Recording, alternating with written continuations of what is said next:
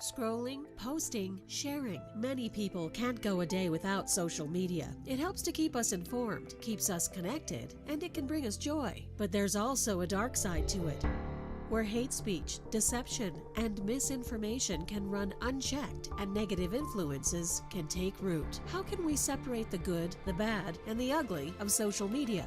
Tonight's live broadcast and live stream of Kākou, Hawaii's Town Hall, start now.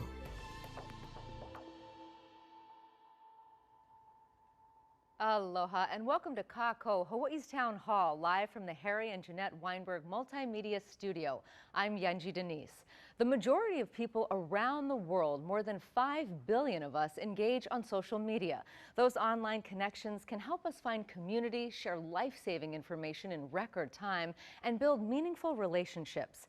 Facebook is the most popular platform in the U.S., with 74% of adults using it, followed by Instagram and TikTok. Most of us don't just have one account. Americans on average are on 7 different social media platforms and check them for an average of 2 hours and 14 minutes a day. When it comes to teenagers, the platforms may differ, but the engagement does not.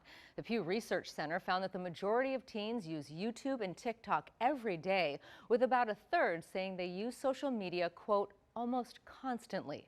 Not all of that usage is useful. More than 40 states, including Hawaii, are now suing Meta, the parent company of Facebook and Instagram, claiming that the company deliberately creates software that addicts kids to its platforms and causes mental harm. In 2021, the company's own research revealed that 17% of teen girls on Instagram say the platform makes eating disorders worse, and 13.5% said it made thoughts of suicide worse. Misinformation can spread rapidly online, and schemes to defraud people are rampant. Kākou means all of us, as in we are all in this together. And for those of us online, even those of us in the minority who do not participate, what happens online impacts how we engage throughout our lives. So we want to hear from you in our discussion tonight. You can email or call in your questions. We're also streaming live at pbshawaii.org and on the PBS Hawaii Facebook and YouTube pages. In our town hall, we have social media influencers and experts, educators and academics, students, former law enforcement, and a therapist to help us navigate this digital world safely together. So let's begin.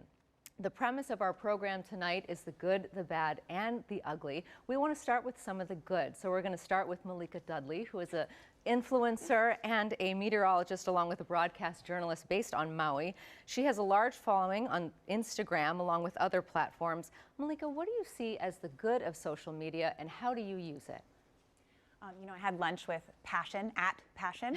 She's also another social media influencer here in Hawaii. And we were talking about how we wouldn't be able to do our jobs from Hawaii, that it kept us home, that the advent of social media gave us that ability. And as a mother as well, I can stay home with my children and I can still do my job.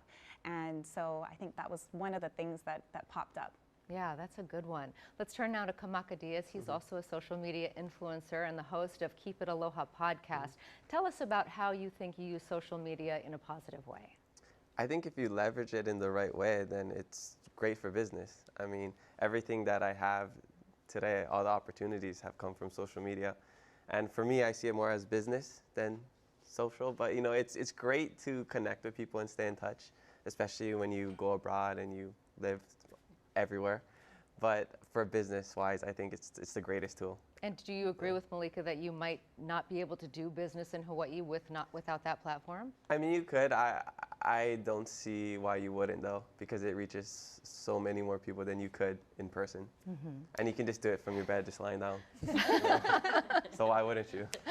We have 3 students with us here tonight, 2 in high school and 1 in graduate school. Let's hear from them now on the good and the bad. I want to begin with Denise Cabrera, who's a senior at Waiʻanae High School in West Oahu.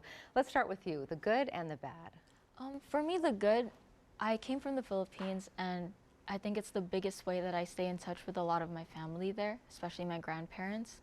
But the bad, I've seen a lot of things, like a few friends who have public accounts, they've been getting impersonated and a lot of hate comments. So yeah, it's like definitely a mix. Okay, let's turn now to Natasha Strongosky, who's a junior at Mid-Pacific. Tell us your thoughts, the good and the bad of social media. I feel like the good of social media is being able to connect with my friends online. So if I want to make plans with them, it's super easy to contact them through social media and plan like fun activities. The bad social media can provide is being very distractive. As a student, studying comes first, and I do often find myself on Instagram way too much, so I would have to like set timers for myself to like, okay, now I gotta start working on homework and get off Instagram. Yeah, I think we're all in that boat. I find it very hard to read because I'm like, start thinking, oh, maybe I should look that up, and then you go down a rabbit hole. Let's see how it changes as the students get older. We're turning now to Kayleen Fukushima, who's pursuing a graduate degree in communications at UH Manoa. We heard from the high school students. How do you think it changes as you become a college student and then a graduate student? Yeah, I think being older, I think it still connects us just as much as if we're in high school or even family. In college, it does the same exact thing. People leave the island, even other family, whatever. It really is a good way to connect, share your life, share what you're up to, because as we grow up, so many things evolve and change. I work with Hawaii Athletics and I work for our social media, so even that aspect is just continue updating our peers and our friends and our family. On the bad side though, I think working in it, it kind of like you guys said, it makes, there's a lot of negativity, a lot of negative opinions. People say what they think, but also that comes with the territory, and I think just knowing your space and who you want to share with is so important too. I want to turn now to another voice from the University of Hawaii. That's Wayne Buente, who is a professor at the UH School of Communication and Information. When we look at how each of us is influenced by social media, how does that differ? Do you find that it differs among age and gender? Are women of a certain age influenced differently than men of a certain age? What do you see the impacts there? Yeah, for sure. I think, yeah, when you talk about social influence, it's going to be people that are in your social network. People that might be similar to you are going to be more influential. I think increasingly now, though, with platforms moving toward more content understandings and trying to build recommendations for you based on the content that you consume, and moving away from your network. So in that sense, I feel like algorithms and these automated processes are also starting to show some influence. That's interesting. And given what Wayne just laid out, let's go now to Brian Grantham, who's the Director of Education Technology at Mid-Pacific. I know some districts in Florida, some school districts, have actually banned electronic devices on campuses altogether to get social media basically out of school. Tell us about what the schools here in Hawaii, specifically Mid-Pacific, but I'm sure you talk to colleagues across the board. What is the sort of approach here at home? The digital tool, and we use an iPad at Mid-Pacific, is an important learning and educational tool for students. So we value that. It's more about how to manage that tool. So when we first started out 13 years ago, the iPad was a little bit more open, and we actually allowed kids to have social media. As that technology has progressed and as we've worked on our management, there's things that we can now do to keep that off the educational device, but they still have it on their personal device as well, and almost every kid has a personal device. So the focus really is ethics and how to use it and how to manage it, kind of like Natasha was saying, the ability to be able to stop yourself from it and redirect. And are students allowed to engage on social media, let's say on Facebook or Instagram, TikTok? I guess not many of them are on Facebook, right? But are they allowed to engage in those platforms, create content on campus? Well, yes and no. So yes, in the sense that we at school have social media and we have classes that actually generate content for our social media platforms. So there is that going on, which is a much more facilitated and controlled process.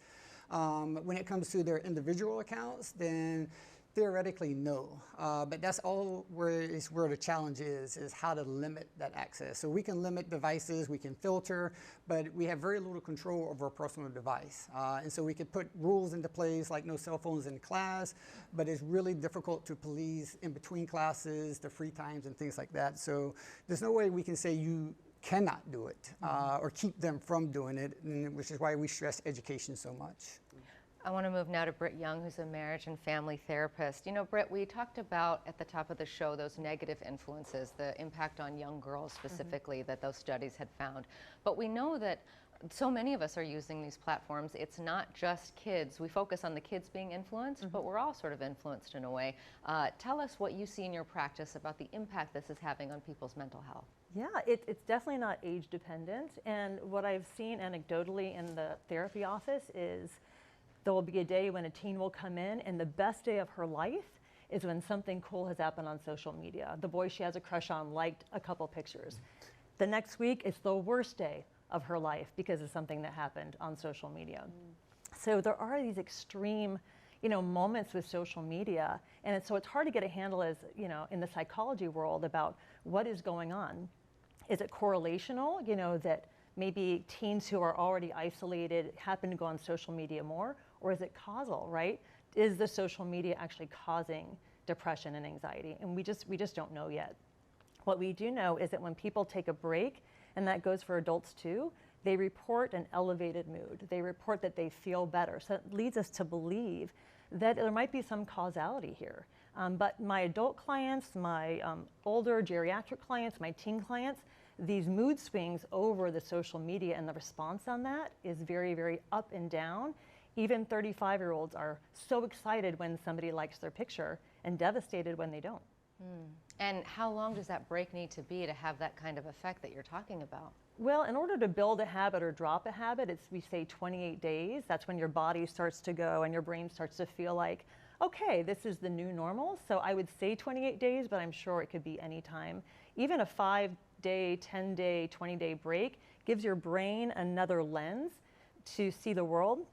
And one thing that you sort of alluded to, right, was this priming. So all of these ads, right, even if they just show you the color orange, right, enough times on an ad, you're more likely to look at a fruit bowl and pick an orange. Like, we are just so influenced by these subtle things, these subliminal things, that the more ads you get, the more you see, the more you're influenced, the more you're going to behave a certain way. That is so interesting, and there is a lot of money at stake on this. I want to turn now to Emmy Hart Sorenson, who is the first community manager of Yelp in Hawaii.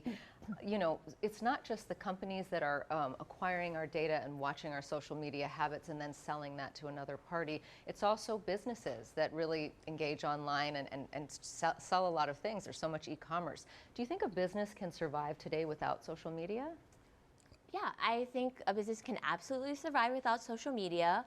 But what I think social media does is I think it amplifies that word of mouth that is already there. I used to have a lot of business owners that would come back to me with positive and negative comments about things that were written about their business. But I always looked at it from the lens of, don't you want to know what your customers are saying about you that you might know, but you also might not know, so that you can improve your business. Interesting. Okay. Well, Chris Duque is a retired HPD detective and a cybercrime expert. Tell us about what you see when we're talking about the quote-unquote ugly. What do you see as the most pervasive danger when it comes to these platforms? I'm going to lead off what Emmy was talking about, not to down Yelp or anything like that. I use Yelp. It's okay. But when there's the good and the bad. So I'm going to kind of talk about the bad. There's more good than bad. The good part is that it'll bring business to the company, to the restaurant.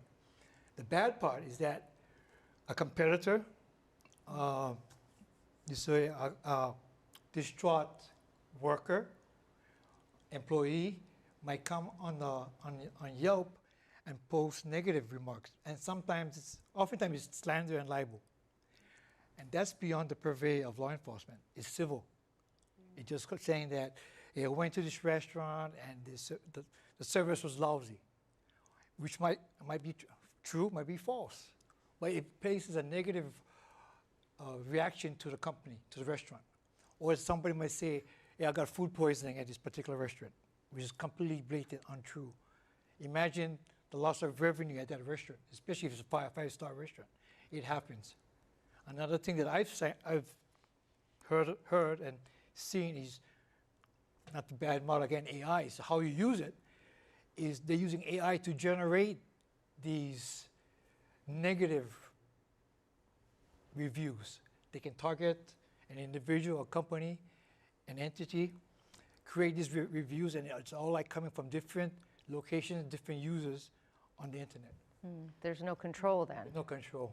But I would also like to say that I think consumers are extremely savvy now because of the volume that they're consuming on a regular basis.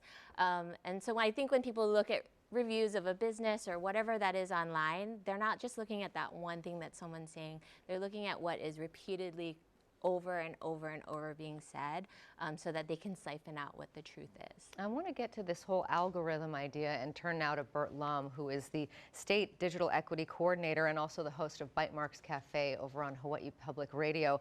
Not all of our social media feeds are the same. Tell us a little bit about that. Well, you know, when you start whatever your account, let's say on Instagram or TikTok, and I'll speak about TikTok for a little bit because that's what I, mentioned, one of my guilty pleasures. I particularly don't follow a lot of people that I know on TikTok. I use TikTok more as let's say a source for interesting stories, interesting information. So you have to train the algorithm to let it know that that's what you're interested in.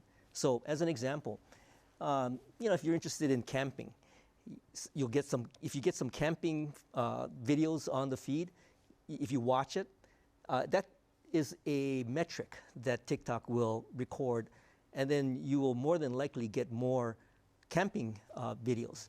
And then if you follow that particular account, you will probably get presented more accounts in that particular vein of content.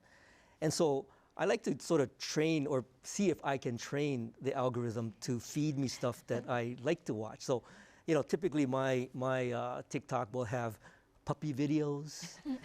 It'll have camping videos. It'll have a plant videos. Sometimes it'll sort of feed you this sort of China traditional arts kind of feed.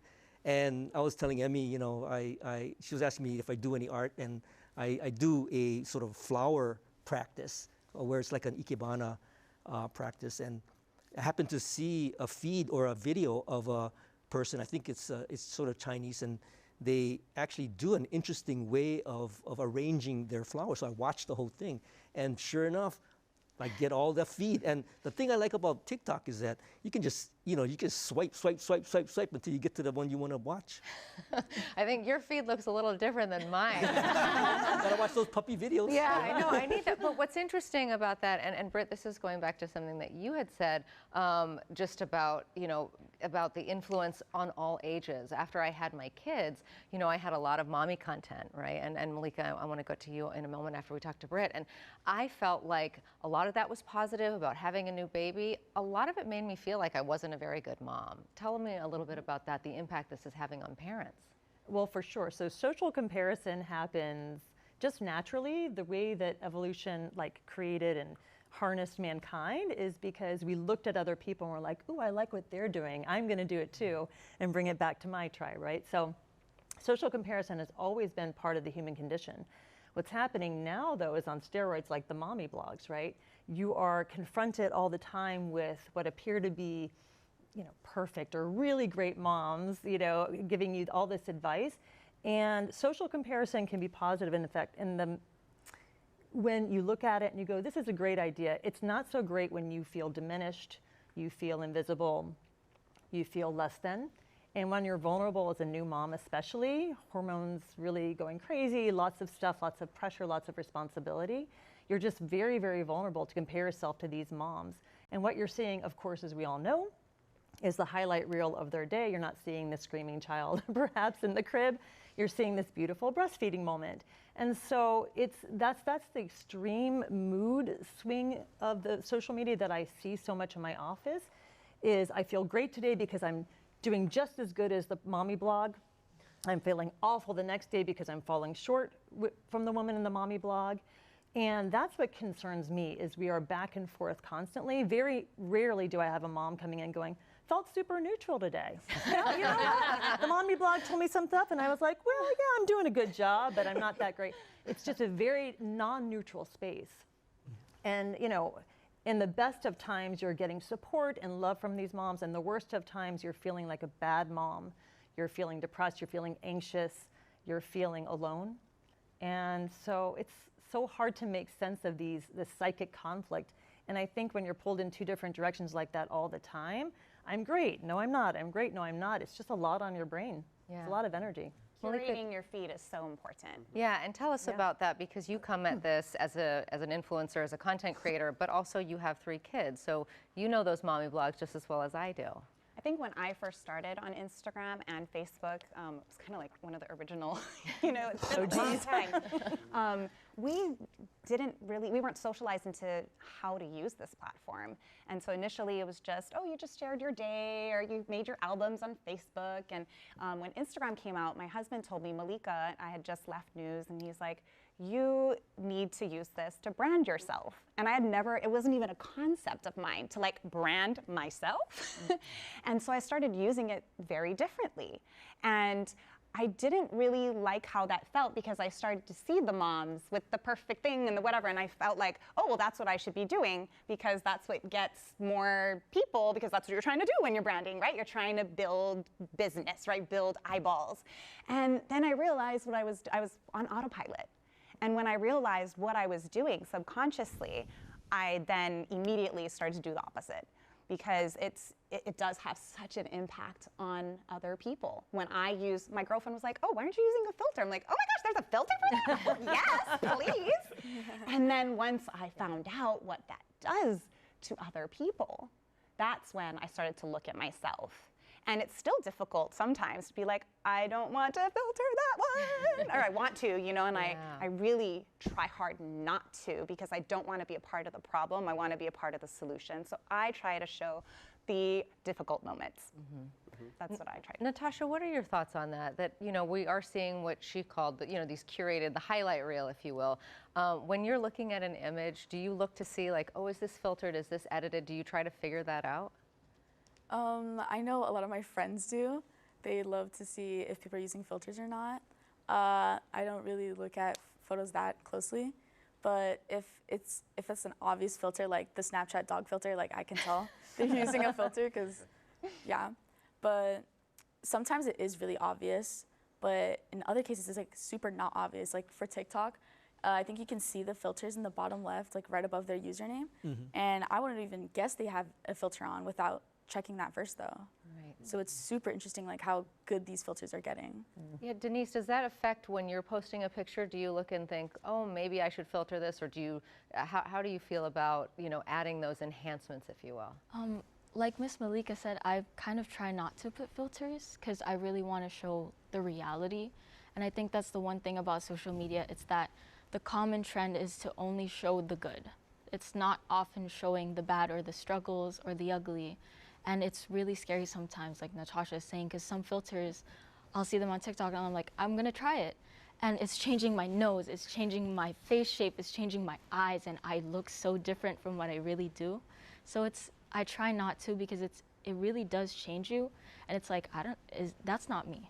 Like, I wanna show them who I am, not this person with a filter on. But you can hear the struggle, right, back and forth. Should I not, should I not? And all of that is just so, deflating. And you know, another thing we can say is that in my office anyway, we have to do a lot of authenticity work. It's like, who are you? Because one part of my client will be struggling financially or otherwise. The other part is showing this perfect thing on Facebook or Instagram.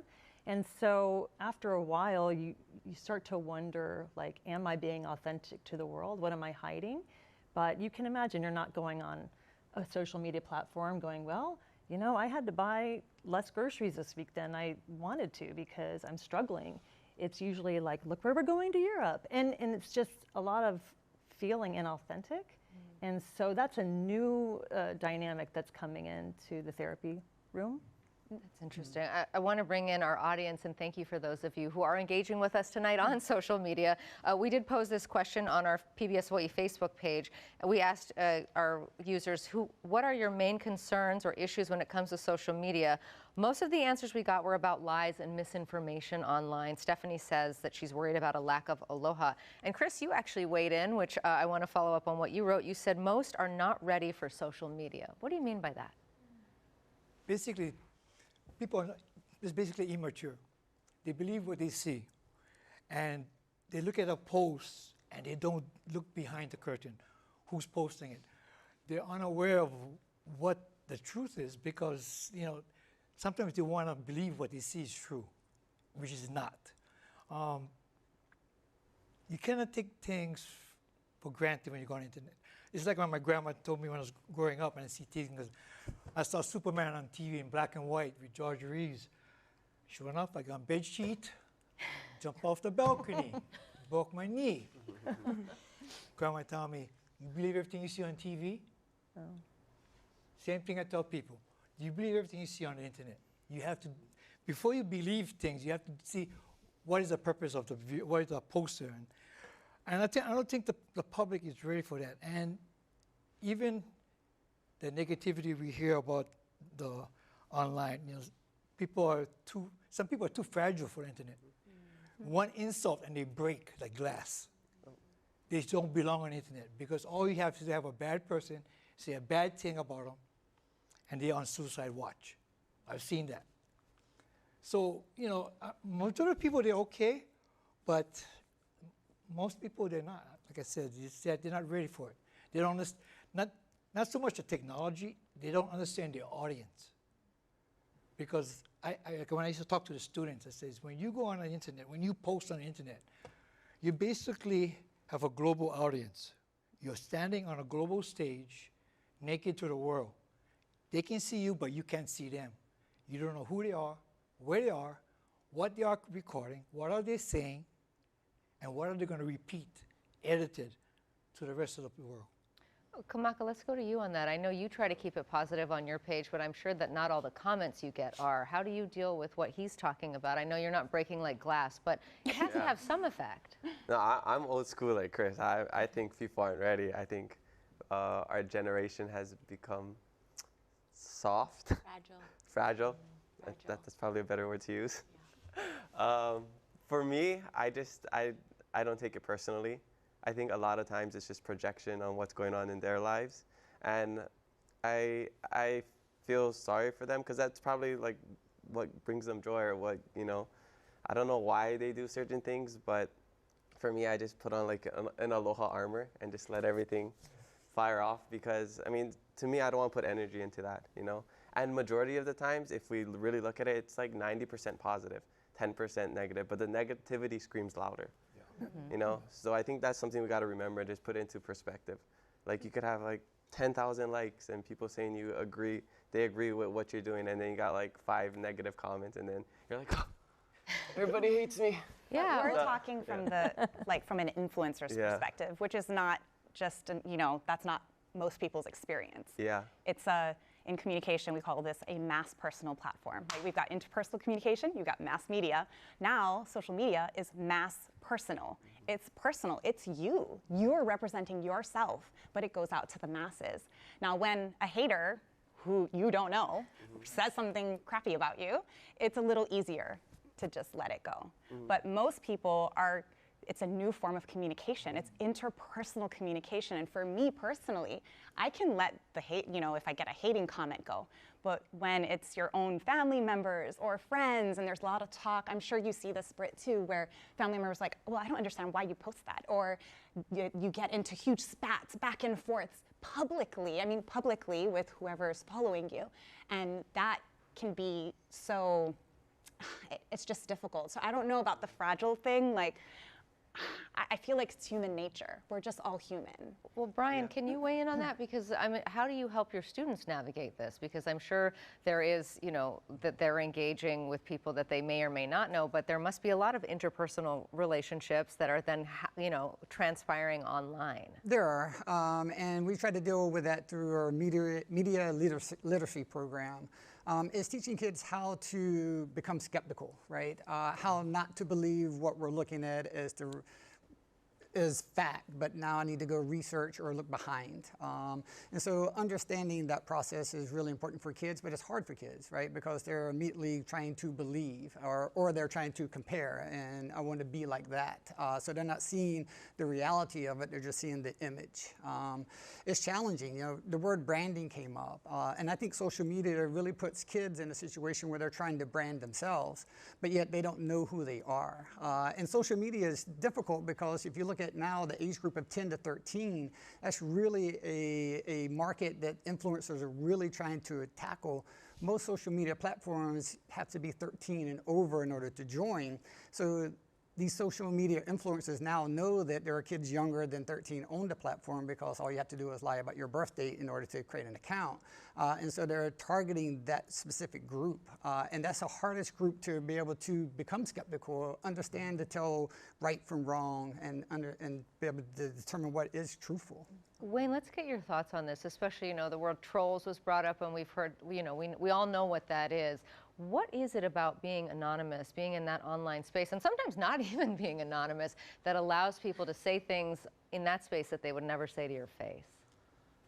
Well, I mean, that's always been a part of computer media communication, is being anonymous and being able to, you know, make these types of statements. But I think with social media, the fact that you, you know, as you were saying, the mass personal, that you have an audience that is a social network, that is people that you work with, your friends, your family, but also you have an audience that you don't really see, and you know, to what extent do you care about their thoughts and their opinions? Yeah, I think people could, you know, media literacy class, like you said, would be really good for people to understand the impact of, you know, understanding you deal with an invisible audience, just like in a mass media sense, you know, where you don't necessarily see the audience, but you have to understand that the content that you post is going to go to wider circles, and it could be commented on by bad people and you know, people with bad intentions. Emmy, I know that you advise people, business owners specifically, but I think we could probably learn some lessons on that, on how to deal with negativity online. When a restaurant gets a bad review or somebody writes something mean about a florist or what have you, what have you told businesses how to deal with, and how can we sort of apply that to the wider social media usage? Yeah, so I have been personally attacked by people that I didn't know, you know, because of my former job at Yelp or other things. And the way I like to look at it is that it's not necessarily about me. Sometimes it is about something that I've done, but really it's so much more about the way that person feels about themselves. And it really helped me to develop, I think, a lot more empathy for people who create negativity online, because it's so much more about the way that someone is negatively feeling about themselves, and sometimes the only way for them to feel power in the world is to try to pull other people down. My husband likes to call it crabs in a bucket. Yeah. So I mean, it's never easy, I think, to get those comments back, especially when it's your business, because for so many people, you know, that's their livelihood and it's their baby. It's the thing that they put so much time and energy into. And that can be really hard, but it's also part of playing the game, and it's part of understanding that there's risk involved in business, and that is also the risk and vulnerability required in your emotions. And it's important that we do learn to not take it so personally and really use it as a way to learn and to feel empathy and to improve our businesses. And I really like to look at social media as a way to learn personal responsibility for our actions and what we intake and also what we output. Bert, I want to get your answer to a question that we have from our audience tonight. We know that we are entering an election year, and a lot of the engagement that happens online is very political, and that might be good, bad, or ugly, depending on your political bent. This caller wants to know, what about the influence on democracy? Can social media platforms be considered a threat or a boon to the democratic process worldwide and locally? I know we could do a whole Kākou just on that, but tell us about what you think about social media in the political space. That's a loaded, kind of a tough question. And, you know, if you're expressing, let's say, a political view, and your, the algorithm is sort of learning what it is that you're perhaps most inclined to want to see, it will feed you more of that.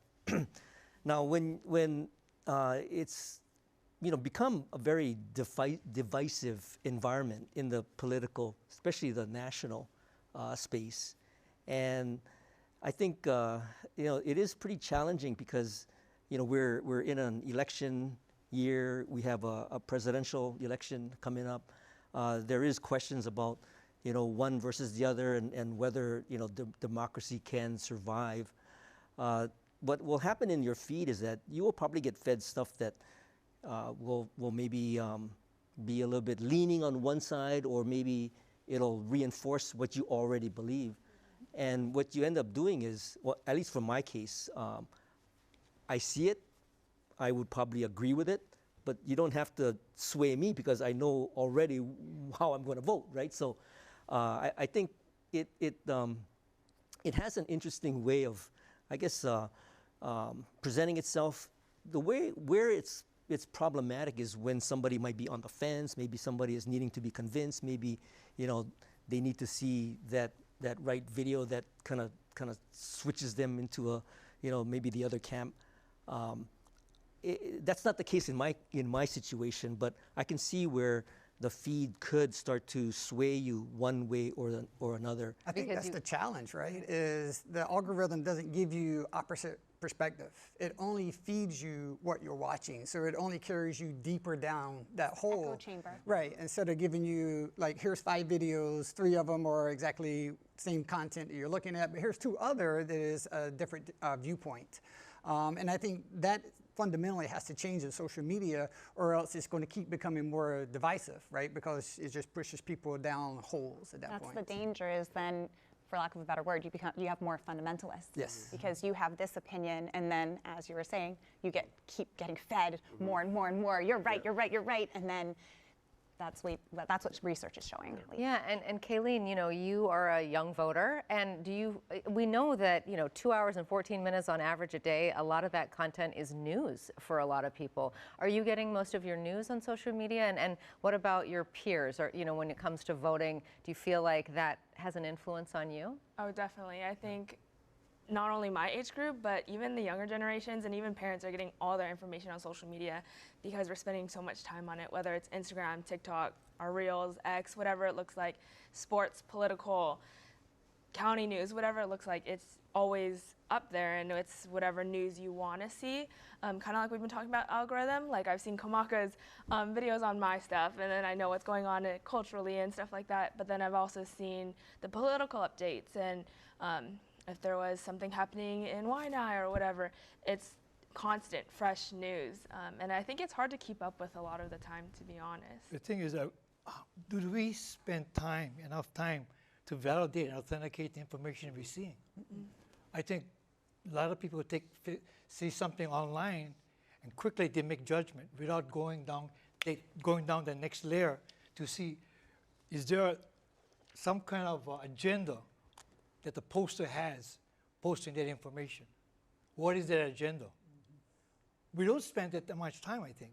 I think we just look at it, click, and like Britt says, I remember a time we used to call it subliminal seduction. We want the viewer to see, if they see it often enough and long enough, they're going to start believing it. And the time about taking breaks, maybe that's the time, put the phone away. Change it, go offline, go dark for a while, get a fresh sight. A lot of times that's what I do. I get the phone and I said, okay, I'll turn them on. I'm ready for toss it against the wall. It's going to be another $2,000 down the tube. So I put them away. I said, I'll go back later on with a fresh mind, look at, and it makes me think. Like I go on walks, I don't carry my phone. I go to the gym, I don't carry my phone. It's off, because during that time, I can think clearly with any kind of influence. I can talk with other gym people and get their point of views and get their aspect of certain things. And we talk about things we saw online and discuss it in a non-digital platform. And I find out I get more truths in those dark conversations than I do online. Natasha, do you and your friends take the breaks that we're hearing about tonight? Not You as don't, no often as shame. you should. It's genuine curiosity. I mean, I think, you know, you go, you know, I happen to live in a condo and I'm in the elevator. 9 times out of 10, the person next to me is on their phone instead of just saying, oh, aloha, how's your day, right? And you kind of feel like the weirdo who's trying to engage. So I'm wondering, or go to a restaurant, you know, how many of us go through a meal without checking our phone at least once? So I'm wondering, you know, in your age group specifically, given the engagement numbers that we laid out at the top, do you find yourself able to take a break, or do you feel like you're going to miss out? Well, at lunch with my friends, we talk about like things that are happening in school, sports, just current events. But then once like the conversation starts getting dry, like we start going to our phones, and then but like it's also another conversation starter, because like if we see this really funny video like on TikTok, I always show it to my friends, like, guys, look how funny this is, and it depends if they laugh or not. Or if I continue. If you're a grown adult, you know, going back to what you were saying, if you're a grown adult and you've already established, I know who I am, you know, absent of social media, and I have a good sense of who I am, you're much more apt to go, who is this person posting this? What's their agenda? But when it comes to teens, like the job of adolescence is to develop a sense of self, hopefully by the time of 18, 19. So they're not as likely to question where the content's coming from, what the agenda is, what are they wanting from me. And I think that's where it's been super hard in the, you know, therapy world, is we're trying to do two different things. We're trying to help teens establish a healthy sense of who they are, but in the meantime, they're being bombarded with like all these other things that you should be, but you're actually not. You should look like this, but you don't.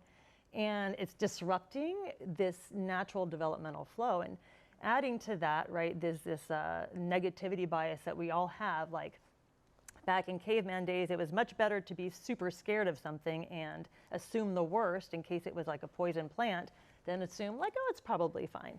So we all have this innate thing within us that's going to latch on to negativity and sort of ignore the positivity. That's just another thing with the human condition. And when you're a young teen developing a sense of self, it's on hyperdrive. And that's where it's been a little chaotic for these teenagers. So I think those of us who Generation X, maybe a little bit younger even too, like we already developed our sense of self, and so we can ask some questions. Teens are more than likely than not asking what the motivating factor is for the posters and what's this person like who's posting this mean thing. They're just hearing it and taking it to heart. I have a 13-year-old and a 17-year-old, both girls, and I always tell them that I'm so happy that there was no social media when I was their age. Same. Because now it's just so, that's the hardest period of your life, and all of that just follows you home now. And I also always tell my girls, social media is there to sell you things, and that's the thing you always need to remember. And it's so interesting because now all the girls have Stanley Cups. All the girls want Lululemon. Yeah. All the girls are asking for Dior Lash. And I'm like, CVS has CoverGirl for $9. So that's the thing that I'm always trying to emphasize to my girls, that like, this is to sell you things. Like that's what you always is a really good example because that company blew up because of social media and influencers. The Stanley Cup had been out for over 5 years. It was only the past 2 years where it became super popular. And there was a marketer who used to work at Crocs who made that shoe popular, who then moved over to Stanley. And then their big focus was influencers on social media between 10 and 13. And so now if you look at it, if you carry a Yeti or a Hydro Flash, you're of an older generation because only the younger kids carry Stanley, but that's the effect of social media and hitting that because these kids want to be accepted. And so if I don't know who I am, now I can buy this product and I'm somebody, right? And that's a way that they become, in their minds, a little bit more accepted. We are all so easily influenced. Kamaka, there's a question that came in for you. As an influencer, what are your thoughts on clout chasing? First of all, can you explain what clout chasing is? And oh, well, I'm still digesting the whole conversation. I'm just loving everything. I'm just like, so I have so much to say. And also, I guess, I volunteer Chris to answer all my questions because we're on the same wavelength. For that clout chasing, I guess when you do something for popularity, to be liked, to show a higher social status. And so one thing that I think really helped me was leaving it all. Like I joined the Peace Corps in 2016, disconnected from everything, and I was able to reconnect with people, just have conversations without phones and internet, and I think that brought me closer to people, and that's something that I always crave. So I would say like back then I was posting a lot on social media for vanity. It was really vain, and now since I've been back since 2019, it's a lot just business. So for me, I do everything with more intentionally, you know? We hear a lot like, don't use social media is bad, but I think if we just use it more intentionally, then that changes everything, because like we said, we can curate everything. My whole feed's positive. My whole feed isn't clout chasers, it's people, motivational quotes, anime, sports, like all the things that I'm into now, you know? So I think, yes, people probably do things for clout, and usually when people do something nice or it's too good to be true, they're like, oh, they're just doing it for clout. But at the end of the day, if you know what your intention is and why you're doing it, that's all that matters for me. We have some comments, and I'd love for the group to respond. I'll read them, and then maybe Denise, will start with you, what you think about what these people have said. A caller says, social media shows how insecure people are. They're not satisfied with who they are. They always want to be something else. And then this other person says, fact-checking skills need to be proliferated. So few of us understand how important it is to learn to research effectively. Social media does not equal news. What are your thoughts on what the viewers have to say? So for not knowing like how feeling insecure on like who a person is, it's so easy for social media to make you feel that way. Because again, like I said earlier, people only will post the good things, right? They'll only post when they feel like they look good or when they feel like their life is going well. They'll never show the struggle behind that happened before that. And so it's so easy to believe like, why isn't my life that way? And then moving on to the fact-checking part, I think it's like writing an essay. Like you really have to check your resources if you trust it. And I feel like that's the biggest issue now, is that when people see something and if it fits their bias or what they currently believe, then they'll believe that it's true. Because they're like, I'm right. This means I'm right, right? Because this person posted this and it fits with my ideas, I'm right. And they won't accept any other ideologies aside from that. Yeah, Malika, it's that echo chamber you were talking about. You know, you're a mom of 3, and I know your kids, I'm guessing they don't have phones yet. We will not be giving them phones. Oh, so tell us about that decision as someone who works in this space, but then is making a choice not to gift that space to their kids. I just know how difficult it's been for me, and I feel like I use it for good, at least now, and you know, and I give myself grace for just not knowing, not being aware, and that's why it's so important that the viewers at home are watching this and that we're having this discussion, because the more we talk about it, the more we can do more good on social media. Media literacy has come up a lot. You know, I think that's so important, not just for young people, but for old people too, all generations. As Chris was saying, you know, we, as I said earlier, like I didn't know what I was doing because we weren't taught anything how to deal with social media. So media literacy for my children is going to be number 1. Number 2, the longer you can keep it out of their hands, the better. I mean, Britt, right? Yeah, we had a lot of fights around, 12, 13 years old that everybody else had them, and we held off as long as we could. And then we put, at least in my home, we put like lockdown software on it.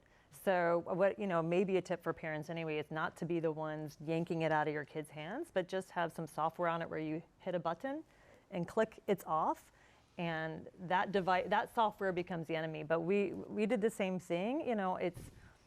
It's hit and miss around 15, 17 years old, but certainly up to that age, how on earth do these kids know who they are enough to know how to filter out all the content? So we held off too, and I got some pounded pretty hard by my kids for it. But it's honestly. Not just that, it's also their physical safety. Like yes. I think about, like even my husband will at a stoplight, or whatever, like sometimes while he's driving, sorry, should I not be saying that? No, the police. We've all done it, right? Okay, raise your hand. And I tell my kids, like, tell us, like, please hold us accountable, like, yell at us if we pick up our phones while we're driving. I want them to have that as a habit, that is not okay.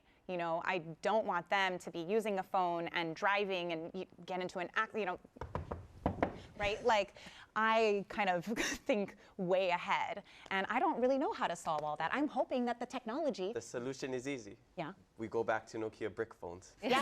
Actually, no, I thought about that. Yeah, flip phones. Flip phones. The thing is, being Grandpa a has parent, a flip phone. Yeah. best kind of education is lead by example. How often do you go to a gathering, a family gathering, we're telling our kids not to go online, social media, you don't use a phone, and guess what the adults doing?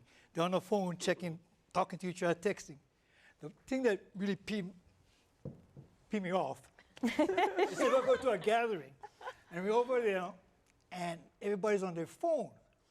I mean, guys know on certain groups that I'm prolific on the phone, always posting like that. Then I go dark. They know because I'm at a social function, and Chris he might put an introductory picture, say, I'm here with the gang, and that's it. I'm dead. I'm enjoying the company with you guys in the present. Then later on, I'll post what we did at the party to the rest of the world. Sometimes I go live, which the guy like, because what they see is what they get. It's not scripted. I'll drop some F-bombs, I'll make mistakes, I'll do something stupid. But it's unedited, it's a true thing, and that's what people kind of like. They follow me. I mean, strangers follow me as well. Because they meet me for the first time. They say, you just like the person I see online. And that's the most complimentary comment you can make. What you see is what you get. Wayne, tell us a little bit about the phenomenon that he's describing where we're at a social gathering, but we're all on our devices. Why are these devices so addictive? I mean, these apps and they're designed. I mean, we live in an attention economy. That is a reality where attention is a very limited resource, and so these apps are meant to keep us on as long as possible. And you could go back to the change to the chronological feed from reverse chronological order to the algorithmic feed was an attempt to kind of keep people on platforms longer. And I think, even within apps, right, I believe you're even encouraged to use content editing tools within the app if you want to continue to get engagement with the posts that you make within that app. So again, it's all about keeping eyeballs within the app, notifications on your phone, these things that are coming, trying to draw your attention away. It's millions of dollars. Every extra second that people go on, it's millions of dollars for the endless scrolling, right, was a huge change that kept people on because it never stops. You just keep going and keep going. The notifications is a real big one. We did an activity with our students 2 years ago, and Natasha was one of the students who we had up on stage at the time, and we were just kind of sharing about social media usages within our students, student to student, so to speak. But then we actually did sort of a PSA break in the middle of that presentation, and I had the kids pull out their personal phones, and I had them look at screen time if they had iPhone, right, and how many times you get notified. And then look at that number. But to me, the more important number is pickups, which is literally your gyroscope measuring from your pocket to here. So when I get the notification, that's one thing, but does the notification drive me to look at the phone, right? And at that point, the analogy we're really trying to make to the kids is what's controlling you, right? Are you in control of this, or is the device and the social media pushing you in control at that point? Yeah. I want to ask this question to Britt. This is a tough one. I'm aware of a young individual who's been diagnosed with depression. How might continuous scrolling on digital devices impact the mental state of a young person? You were just talking about that change, that this continuous scrolling going on and on and on. What does that do for us, especially for someone who's young and might be suffering from depression? Right. So, there's been enough studies by now that we can correlate, right? Increased usage by young people of social media seems to correlate right when there was a big increase in depression and anxiety. So we can't ignore that that is going on. I think what happens in some cases is that depression busters, like connection with other people, being active, being out in the sun, and getting good sleep, right? So these 4 things, we call them like depression armor. And so it may be, of course, that this child is predetermined to have depression because of some physiological factors, or it could be that some kids are on social media so much it blocks out this other time, right? So they're not getting a ton of sun, they're not getting a ton of exercise or sleep or connection, and so they're not getting that protective armor from all the things in life that can cause us to feel, low mood and depressed mood. So increased, you take all that and you put it in one big stew. Increased social media correlates exactly with a huge rise in depression and anxiety. Plus you add to that you're removing these protective factors for kids. So I advise a lot of parents now, like if it's just too big of a fight to get that phone away from your kids, keep them busy. enroll them in sports after school. They're babysitting, they're working, they're in clubs and activities where they're actually filling their time with other things. Because I think that's where, at least I have the most concern. It's not what social media is always doing to you as much as what you're not getting because you're always on it. You know, I think that's a really great point, because if you look at where we are in 2024, and you look at how much potentially social media and the technology could occupy your time, and you think about what is that time that it now occupies, what has it taken away from your life if you were, let's say, back in the 90s or back in the 80s? What would you have been doing had you not have the social media, right? So you might be hiking, you might be, you know, doing some sports, you might be in a band, you might be doing something that is in a more, you know, physical kind of world, right? And you talk about, you know, especially the kids trying to find themselves. I think it's important for parents, and I don't want to profess as any expert in this area, but, you know, can you carve out more time for them to be able to learn more about who they are? Can you go on a trip? Can you travel? Can you hike? Can you, you know, go to the beach? Go, you know, do something outside, and give them opportunities to interact more in the physical world, as opposed to let the social media dominate the electronic world or the digital world. Well, and that, what you're saying really sort of strikes me as building on something that Emmy had said about kids and all the things that they want, and how much more grown up, and maybe I'm just old, but these videos that I see where they show, you know, I graduated from high school in the 90s, and they show, you know, a 13-year-old in the 90s, and then they show a 13-year-old today, and they're like a different species.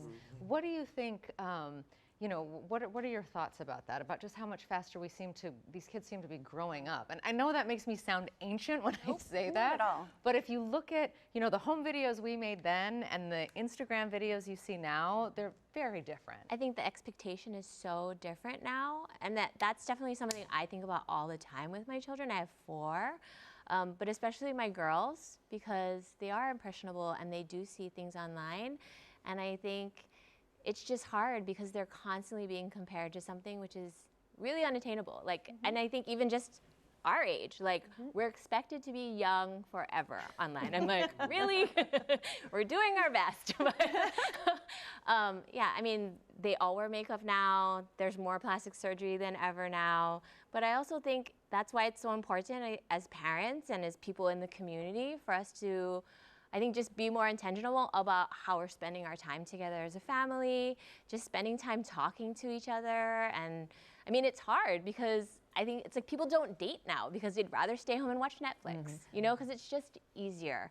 But I think we are all suffering as a society from loneliness.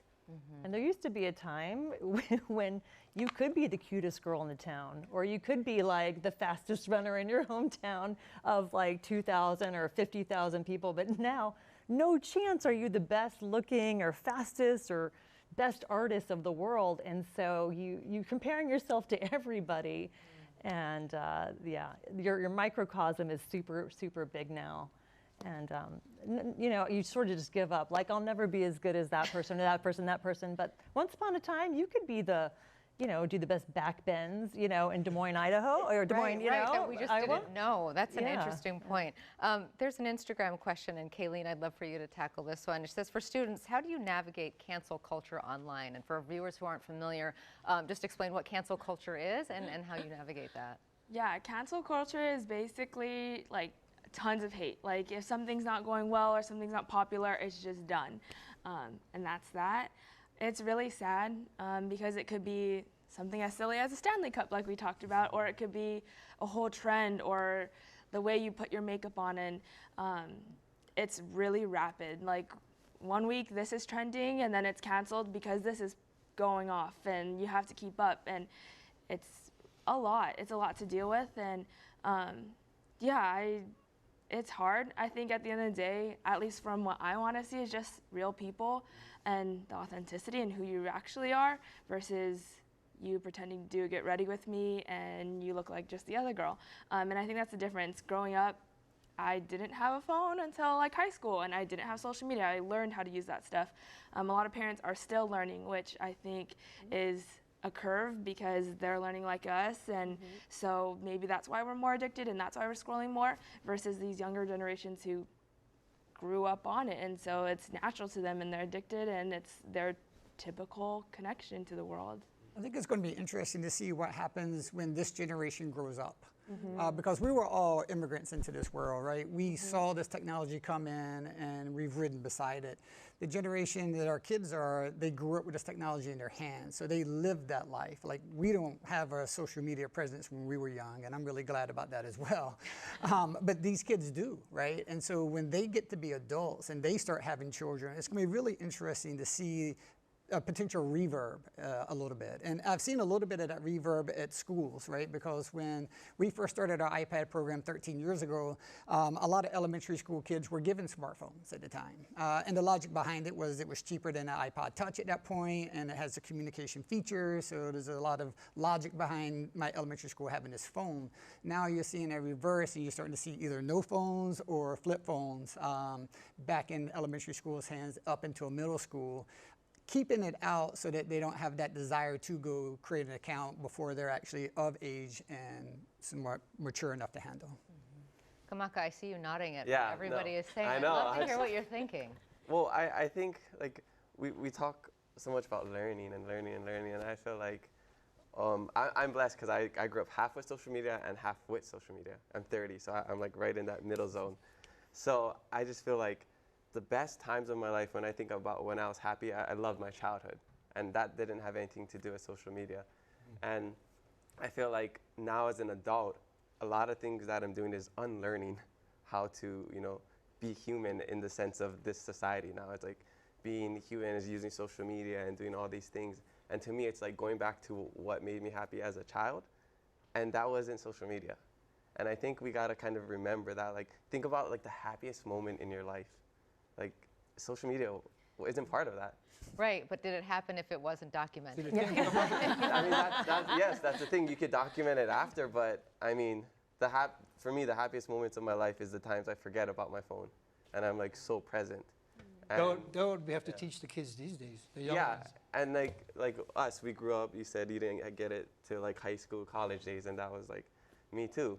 And that's what I say about just like try to just unlearn to use social media to be on your phone and be present, like go surf or like. Well, it's interesting to me that the content creator is the one who's telling me to put my phone down. it's because it's a business to me. Like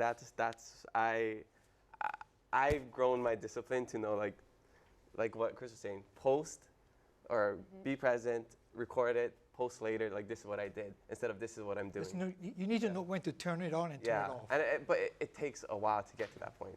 I had lunch with Passion, and we did not take our phones out. And then as we were going out of the elevator, I'm like, oh, we have to take a picture. And she's like, that's why I recorded you walking towards me.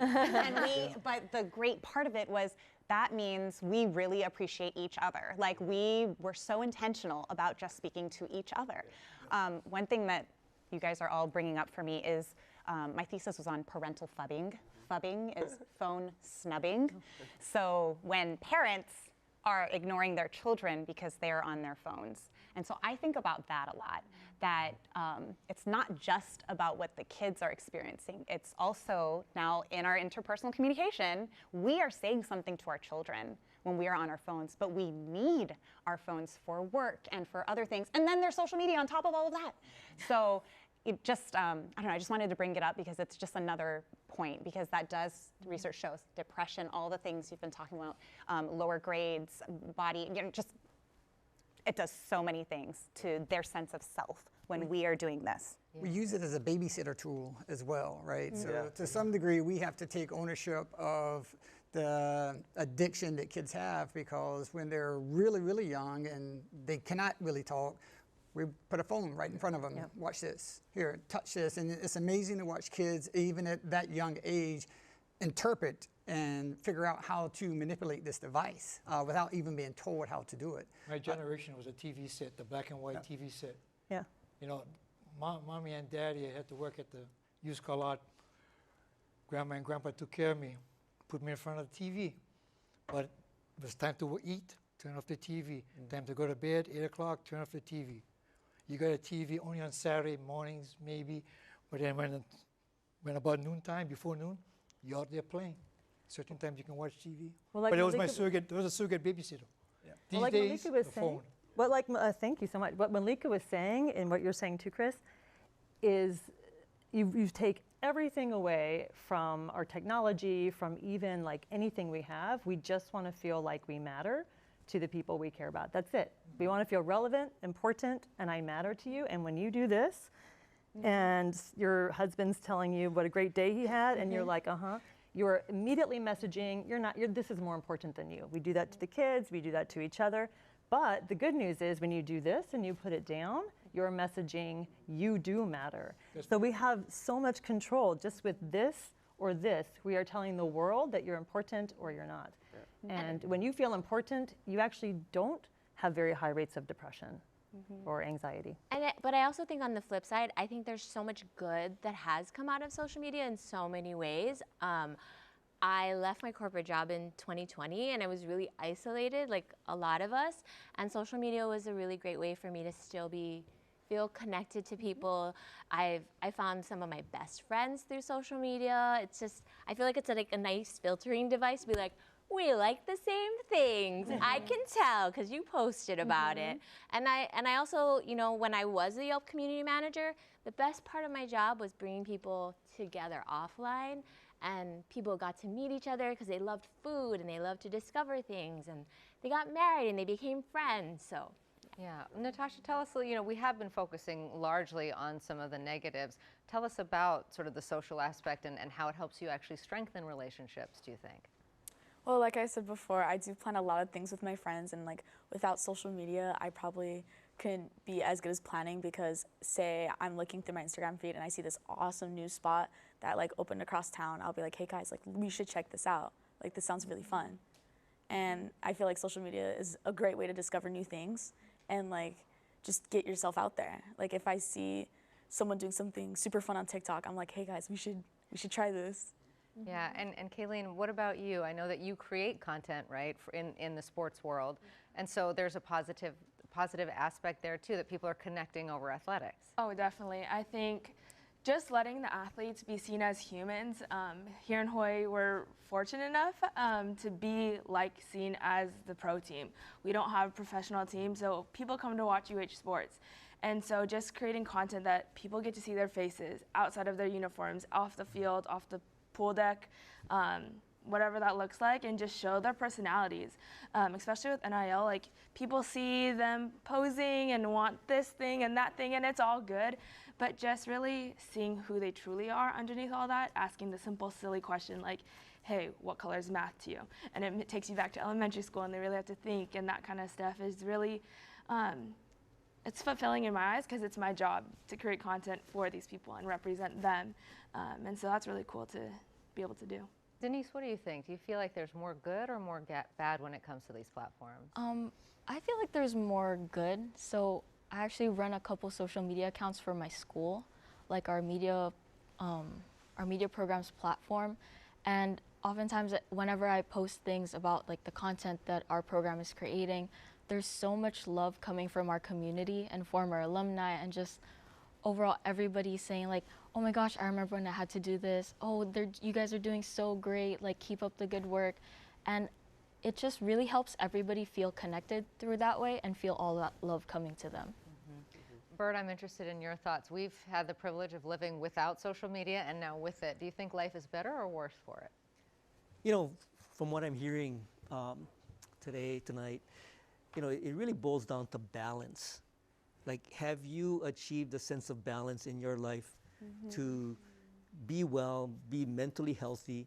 You know, whether we're talking about social media and if it consumes you because you spend so much time on it, you know, there are definitely cases like in, say, Korea, where you're really into esports and you're spending all your time on esports. And there are cases where some of those kids are, you know, just losing touch with reality.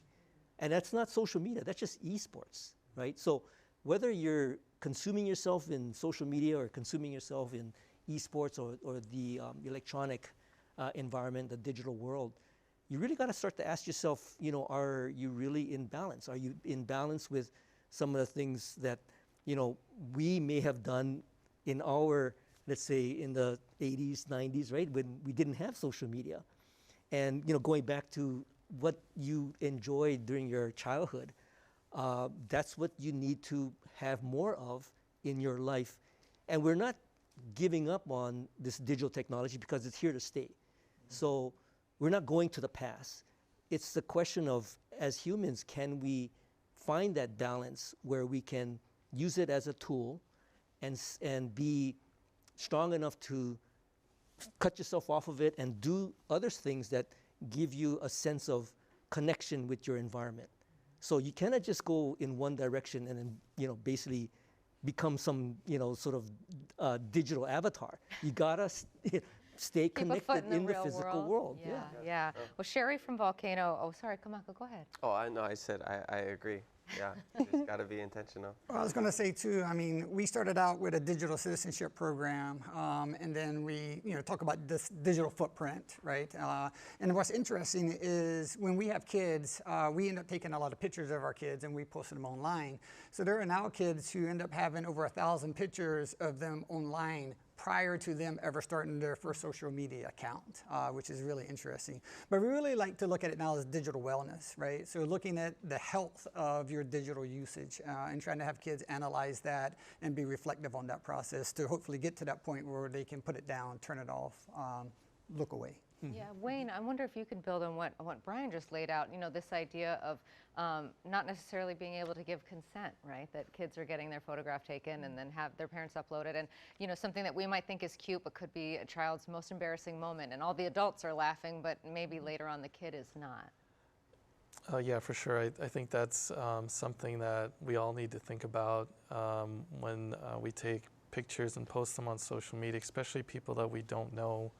And we lack consent. I know with my daughter in her school, there are some of her classmates that they are not, I mean, the school is not allowed to take pictures of them because of these types of reasons. The parents do not want their children on any type of media, you know, social media platform until they're ready. So yeah, I think consent is certainly going to be an important aspect of, you know, schools and institutions where, you know, I don't even in day-to-day social media use or going to a party, you know, to what extent do you get consent from the people that you take pictures? And, you know, I don't know, I think we have to think about these things for sure. Yeah, Malika, as a mom, how do you figure that out? That's a loaded question.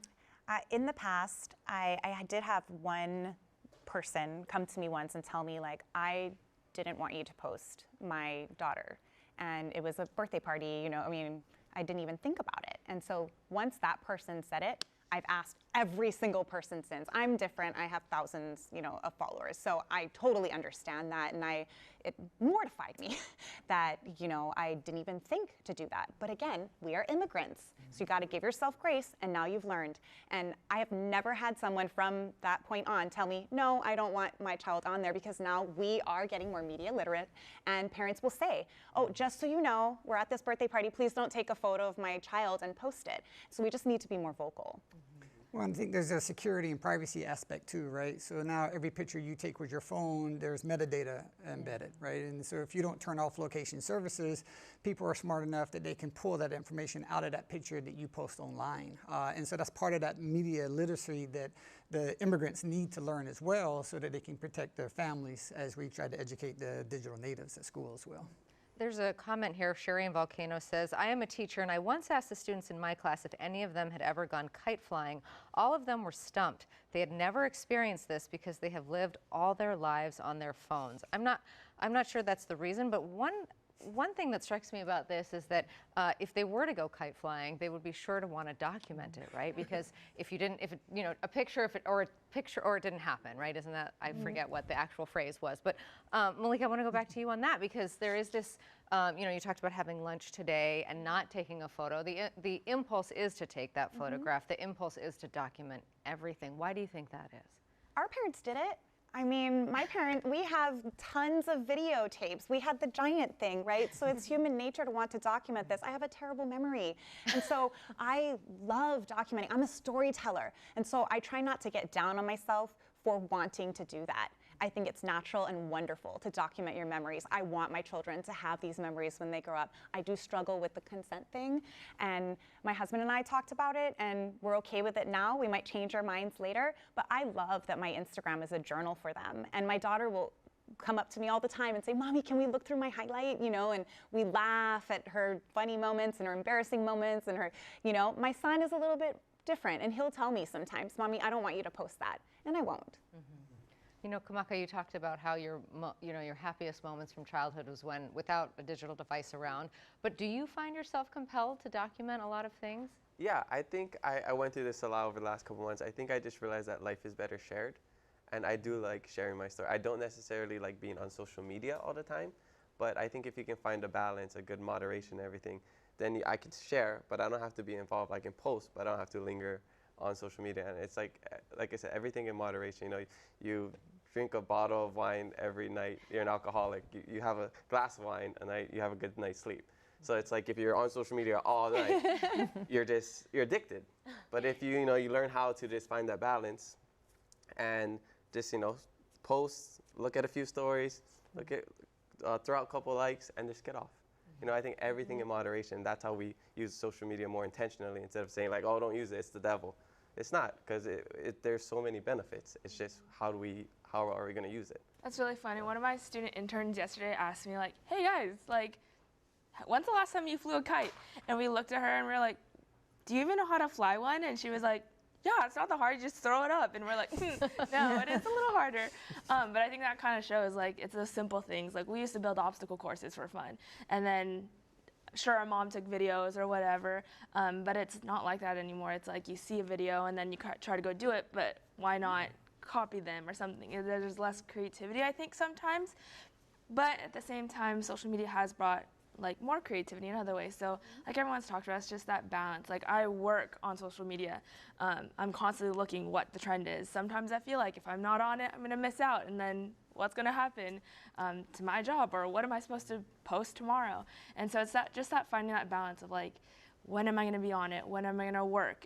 When is my personal social media time, or when do I just go to the beach and have conversations with friends? Yeah, I mean, I find it for myself that it's kind of unconscious sometimes, and you lose touch. I mean, Britt, you were talking about taking intentional breaks. A lot of times, it's just a reflex that you grab the phone. You have 5 minutes in line at the grocery store. You're not looking around or aware of your surroundings. You're just looking on your phone. And the other thing about posting, I mean, I love that idea that life is better shared. Tell me, Britt, you know, we're about 10 minutes out, but sort of going back to something that you started from the beginning, that people will share something and then they look for that affirmation. You know, I know that in myself, like I hide the like count now because I don't even want to know, because I don't want to think like, oh, that picture got 100 and that only got 50, and do I not look nice? You know, I mean, it's really, and I feel like I'm aware of these things, but I still can't help that. I super learned something just now. I did not know you could hide the like count. Yes. Thank you. I'm going to do that. I appreciate it. I'm going to recommend that. So I appreciate that. So it's this validation. If we strip everything away from humankind that we have, it's am I important? And if you're using social media as a vehicle to feel validated by strangers, you need to feel important because maybe elsewhere you do not feel important. That is something to notice and get some support around. However, if you're looking at social media as a way to share, like Kamaka was saying, right? This is my vehicle through which I share my life, but I don't need the validation to feel okay about myself. That does feel like a different way of utilizing social media. Like when y'all get hits from people and you get comments, and I think you mentioned here that, you know, the community rallies around you, they're telling you, we notice you, we see you, you're important, but it's in this very positive way. I feel supported and loved. But if you are seeking, again, if you're seeking validation, I need to know that I'm valuable and that I'm worthy by virtue of how many likes I get. Don't run to the nearest therapist, because really you need to talk about this. And like, why wouldn't you feel worthy in another environment? What is it about how you feel self-esteem wise that you need 50 likes in order to feel like you are valuable as a human It's worrisome that this is where I get worried, is that young people who have not developed that sense of self that we talk about, they are seeking validation. I mean, sometimes my kids do it. If they get a bunch of likes, they have a great day. And if they don't, they have a super bad day. And I'm concerned that they are seeking external validation versus this internal, I am worthy because I am alive. It's hard. Natasha, what do you think about that pressure on young people to get likes and to have a lot of followers and to have a large social media network? I feel like it impacts a lot of students because I have friends that ask me like, hey, do I look good in this picture? Like, do you think I should post it? And I would be like, if you want to post it, you should. If you think you look, you shouldn't care what other people think of you. Because if you think you look good, then you should share it. And I just feel really bad because I know people that feel like, again, as you said, like they feel really bad when they don't get like enough views on their stories or likes on their posts. Like it really does affect their whole mood. And I feel really bad for them. And I wish that they know like likes doesn't define you. You are like yourself, like you're worthy of confidence. And Emmy, it's not just young people, it's all of us. Yeah, I think everyone feels this way, and I also feel like that's why it's so important for us to have positive relationships with people that are not just through our social media, but having lunch with a friend, spending time with our family, because at the end of the day, I think the measurement of our life is not how many people follow us or how many people liked something, but it's what we gave to other people in our lives. Chris, there's a question for you. It says, from a senior citizen, can you address the senior citizens who are not up to speed and need help with social media and are not very knowledgeable on this topic? How would you advise them to navigate this world? For the kapunas and the seniors, step down a generation below. And that's the thing with the middle generation. The middle generation is tasked with protecting the kapunas and the keiki, because they're the ones that have the resources and I don't like to say the mindset, but the mental capacity of handling both sides. And educating the keiki is similar to educating the seniors. So what you need to do is reach out to somebody, young persons, to help you to navigate. I've seen some programs at the YMCA. I saw in the latest Generations magazine, there was a girl that's being highlighted. I think her name is Esther. She does this classes about cybercrime, cybersecurity, cyber safety for the kapunas. I think, for the kapunas, reaching out to them and reaching out to their generation and helping. Same thing with us guys. The young people need to educate the kapunas. Not only worry about the keikis, but your grandpa, your grandma, your uncle, your aunties.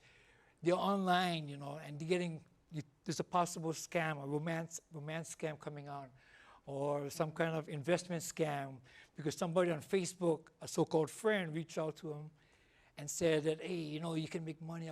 This is how I got to Vegas because I invested in this. They need to share that information with the kapunas. Say, like, hey, auntie, that might be something questionable. That might be right.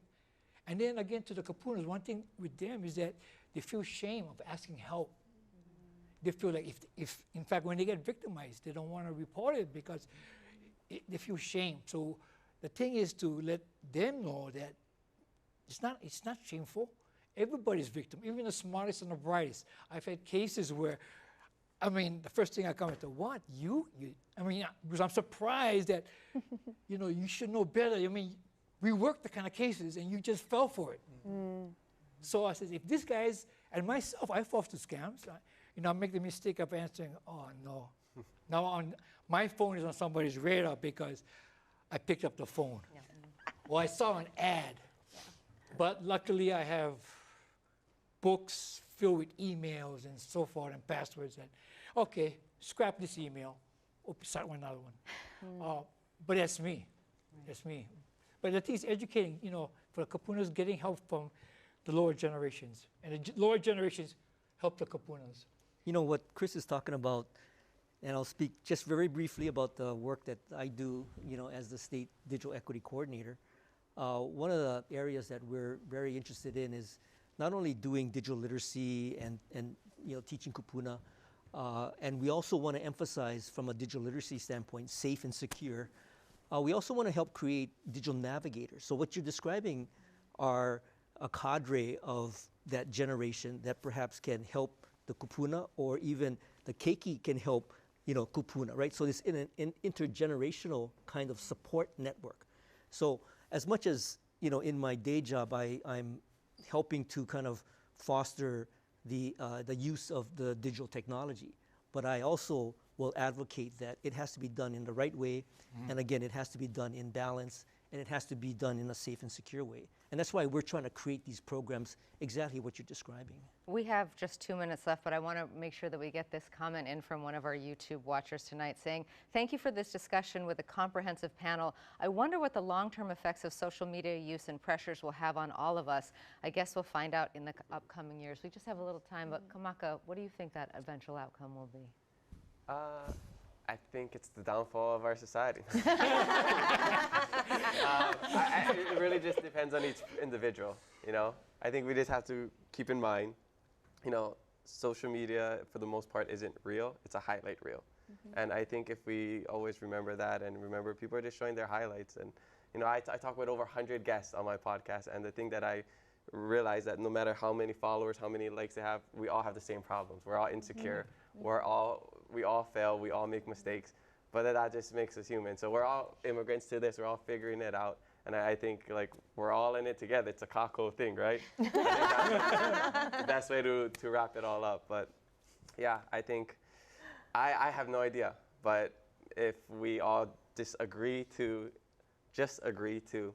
use it all intentionally and spread positivity, I think, I don't see it getting worse. Be nice to each other. Yeah, be nice. Likes and followers, it's not cool. Being a kind human, that's cool. Throwing a shaka, keeping it aloha. Throwing a shaka out when somebody lets you cut in front of them, that's cool. Yeah. I don't care if you got 100 likes or whatever. Kindness is cool. Kindness is cool. We got 20 seconds left. Malika, I'll let you fill those. Whoa, that's a lot of pressure. I agree. It's just more aloha in the world is needed, and we can be role models, all of us, not just the influencers. Okay, we'll leave it there. This is, of course, a complex and compelling issue. Social media is a big part of how many of us communicate, but clearly we need to proceed with caution and perhaps try to engage a little more in real life. Mahalo to all of our guests and to those of you at home for being a part of tonight's town hall. We'll be back next month with another Kākou focusing on artificial intelligence. Whether we realize it or not, AI is here and integrating in more and more aspects of our lives. So what does it really do, and should we embrace or fear it? We hope you join us then. I'm Yenji Denise. Until next time, aloha.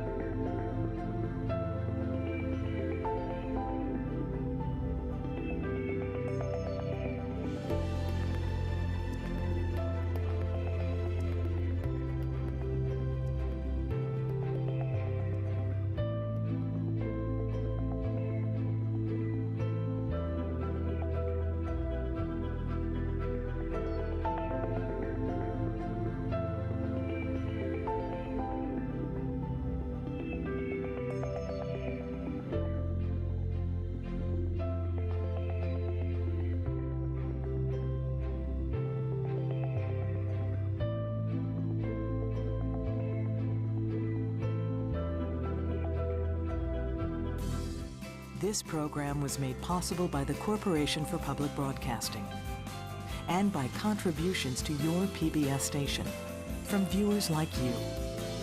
Thank you.